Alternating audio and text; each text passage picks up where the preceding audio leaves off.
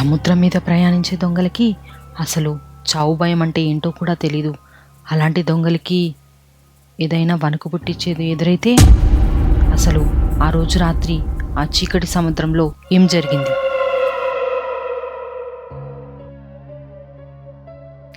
Hello everyone, this is your మాస్కర్.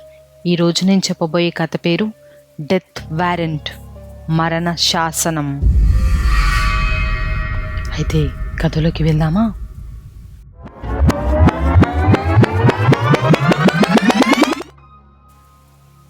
ఈ కథ భయంకరమైన దట్టమైన అంతు చిక్కని సముద్రంలో మొదలవుతుంది. సముద్రం అలల మీద ఒక పెద్ద పాతబడిపోయిన పడవ ఆగి కనిపిస్తూ ఉంటుంది. చుట్టంతా పొగమంచుతో కప్పుకొని ఉంటుంది. ఆ బోట్ పేరు వచ్చేసి సెయిలింగ్ సిల్లర్.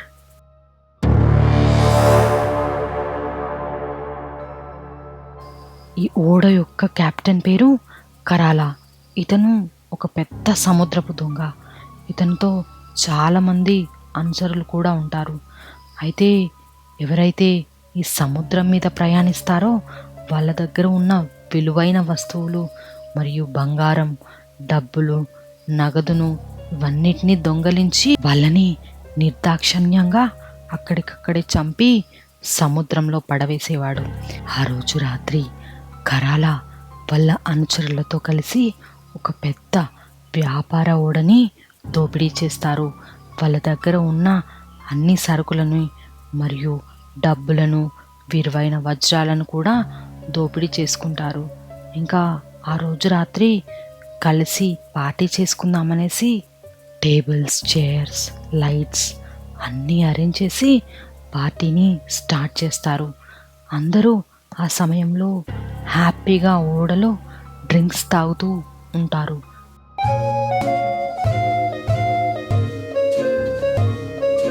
అదే సమయంలో పైన ఉన్న ఒక సెక్యూరిటీ నుండి కెప్టెన్ కెప్టెన్ అనే పిలుపు వినిపిస్తుంది.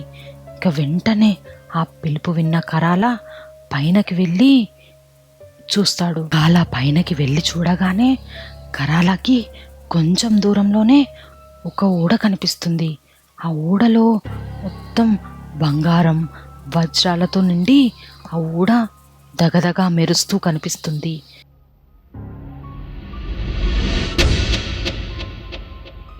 ఇంకా ఎలాగైనా ఆ ఓడలో ఉన్న సంపదనంతా దోచుకోవాలని కరాలా ఆశపడి వాళ్ళ అనుచరులని ఆ ఓడలోకి దిగమని హెచ్చరిస్తాడు.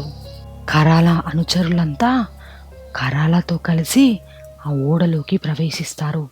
ఆ ఓడ చూడడానికి చాలా అందంగా కనిపిస్తుంది. లోపల చూస్తే చాలా నగలు, డబ్బులు, వాటితో పాటు ఒక ఇనప్పెట్టి కూడా కనిపిస్తుంది. ఇంకా అదంతా చూసిన కరాలాకి చాలా అత్యాశ కలుగుతుంది.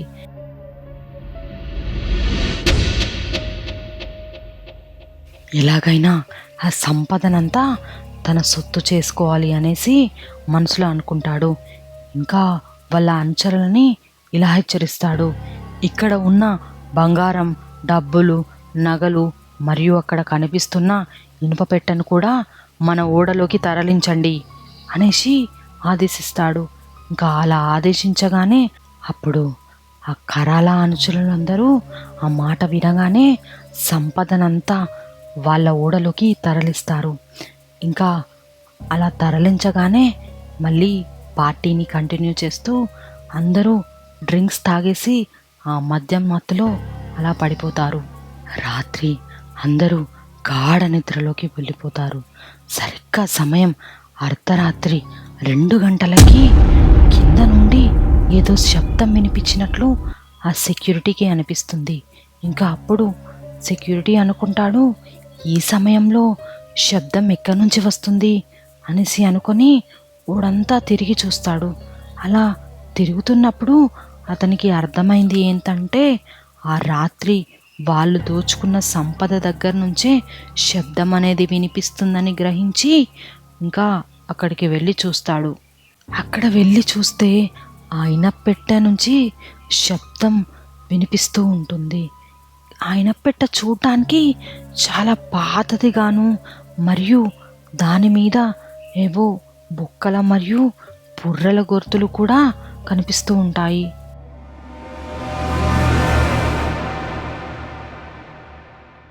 ఆ సెక్యూరిటీ అందులో ఏముందో తెరిచి చూద్దామనేసి అలా మెల్లిగా ఆ పెట్టెను తెరవగానే అందులోంచి నల్లటి చెయ్యి ఒకటి బయటికి వచ్చి ఆ సెక్యూరిటీని లోపలికి లాగేసుకుంటుంది. ఉదయాన్నే లేచి కరాలా చూస్తే పైన ఉన్న సెక్యూరిటీ కనిపించడు మరియు వాళ్ళలో చాలామంది అనుచరులు కూడా కనిపించరు. కానీ ఆ బోట్లో ఎక్కడా కూడా ఒక రక్తపు చుక్క కూడా కనిపించదు. కరాలకి అసలు ఏమీ అర్థం కాదు. అలా బోట్ అంతా తిరిగి చూస్తున్నప్పుడు బోటు గోడల మీద ఏవో వింతైన గుర్తులు ఇతనికి కనిపిస్తూ ఉంటాయి. ఇంకా అది చూసి కరాలాకి కొంచెం భయమేస్తుంది. ఏం జరుగుతుంది అనేసి తెలుసుకోవడానికి మిగిలిన అనుచరులతో కూర్చొని మాట్లాడతాడు. కానీ అప్పుడే లోపల నుంచి ఒక పెద్ద శబ్దం వినిపిస్తూ ఉంటుంది. ఆ శబ్దం వినడానికి అచ్చం సముద్రపు అలల శబ్దంలాగా వీళ్ళకి వినిపిస్తుంది. అప్పుడు వెంటనే వీళ్ళు అనుకుంటారు సముద్రంలో ఏదైనా ప్రమాదం సంభవిస్తుందేమో అనేసి అనుకొని అలా సముద్రం వైపుగా చూస్తూ ఉంటారు. ఇంకా అప్పుడే కింద నుంచి ఒక ఆకారం మీదకి వచ్చి వాళ్ళ అనుచరులందరినీ పైనకి లేపి చంపేస్తుంది. మరియు ఆ ఆకారం కరాల దగ్గరికి వచ్చి ఇలా అంటుంది, దురాశ దుఃఖానికి చేటు.